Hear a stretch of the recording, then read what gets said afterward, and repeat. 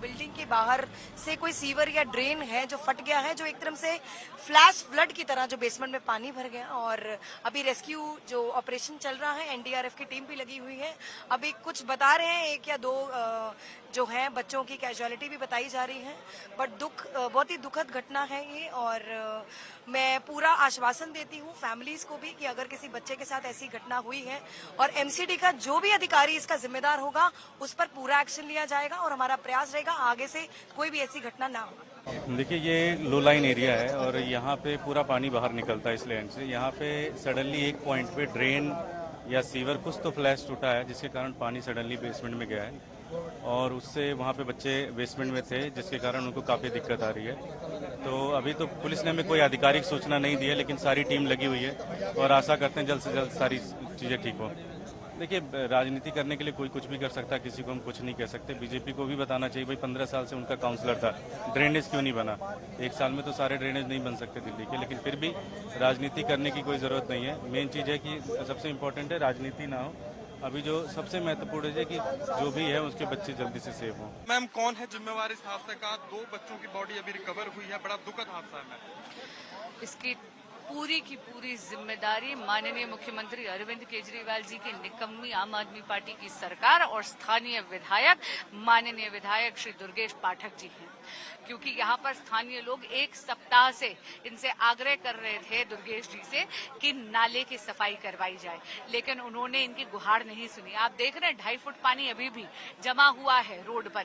यही पानी जाकर और बेसमेंट में फिलअप हुआ है। स्थिति इतनी गंभीर है कि अधिकारियों को यहाँ पे डाइवर्स लाने पड़े हैं। कहते पूरा का पूरा फर्नीचर फ्लोट कर रहा है और अभी तक तो 2 बॉडीज निकली हैं। ईश्वर करे कि बाकी बच्चे सुरक्षित हो, लेकिन जिस तरह की परिस्थितियां लग रही हैं, मुझे लगता है कि ये बहुत ही ज्यादा गंभीर हादसा है। मैम, मेयर का कहना है कि पाइप फट गए, ओवरफ्लो थे पाइप, जिसके कारण यहाँ जल जमाव की स्थिति। कतई झूठ बोल रही हैं और बहानेबाजी कर रही है। 1 दशक से आम आदमी पार्टी की सरकार यहाँ पर सत्ता भोग रही है, लेकिन स्थानीय दिल्ली निवासियों के लिए कुछ नहीं कर रही। स्थानीय लोगों का जरा फोन देखिएगा, आपको वीडियोस दिखेंगी, आपको फोटोज दिखेंगी, आपको व्हाट्सएप चैट दिखेंगी।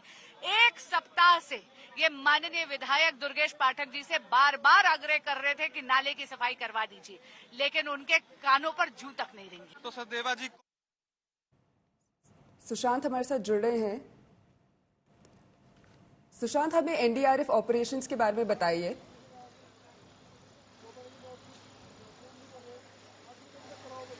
देखिए, एनडीआरएफ का जो ऑपरेशन है, कल लगभग जब ये पूरी खबर आई थी उसके बाद दिल्ली पुलिस ने यहाँ पर पूरी तहकीकात करी, क्योंकि पानी का फ्लो काफी ज्यादा था। अपने कैमरा पर्सन से कहूंगा कि वो आपको तस्वीरें दिखाए कि एनडीआरएफ की टीमें जो है जब यहाँ पर पहुंची उस दौरान पूरा ये ऑपरेशन जो है वो चलाया गया। पूरी एनडीआरएफ की टीमें जो है वो सेफ्टी गार्ड्स वगैरह तमाम जो मेजर्स ऑपरेशन के दौरान इस्तेमाल किए जाते हैं इक्विपमेंट्स, उनका इस्तेमाल करके अंदर की तरफ गई, क्योंकि पानी का फ्लो काफी ज्यादा था, क्योंकि बेसमेंट पूरी तरीके से पानी से लबालब थी और पानी को निकालने में बहुत मशक्कत जो है वो फायर डिपार्टमेंट्स की टीम को जो है वो करनी पड़ रही थी। क्योंकि सड़कों पर अगर आप देखेंगे तो अभी भी बड़े स्तर पर पानी ही पानी जो है वो इंस्टीट्यूट के बाहर जो है वो नजर आ रहा है। मैं अपने कैमरामैन से कहूंगा कि वो दिखाएं कि किस तरीके से पानी इस वक्त भी जो है वो सड़कों पर लबालब है। और उस दौरान जब बारिश हो रही थी और उसके बाद ये पानी लगातार फ्लो के साथ अंदर की तरफ जा रहा था और बेसमेंट में स्टूडेंट उस वक्त मौजूद थे, उस दौरान ये पूरा हादसा हुआ। जब पानी भरना शुरू हुआ तो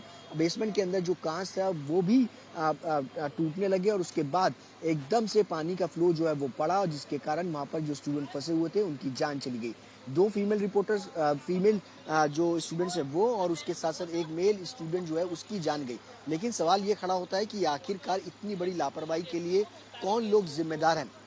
अभी भी एनडीआरएफ का जो ऑपरेशन है वो पूरी तरीके से कंप्लीट हो गया है। अभी फिलहाल फायर डिपार्टमेंट के जो लोग हैं वो पानी जितना भी अंदर बचा हुआ है उसको निकाल रहे हैं, क्योंकि कई सारी मशीनरी का इस्तेमाल जो है वो करना पड़ा, कई सारे पंप्स जो है वो यहाँ पर लगाने पड़े।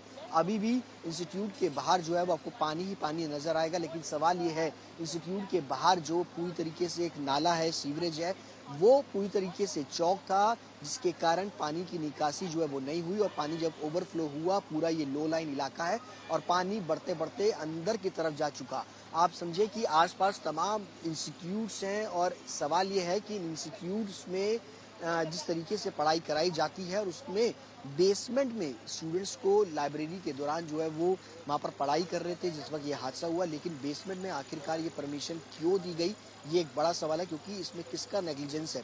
एमसीडी का, जिसने ये पूरे इंस्टीट्यूट के अंदर बेसमेंट में लाइब्रेरी चलाने की, रन करने की परमिशन दी, क्या परमिशन थी या नहीं थी, इस पूरे मामले की जांच होनी अभी बाकी है।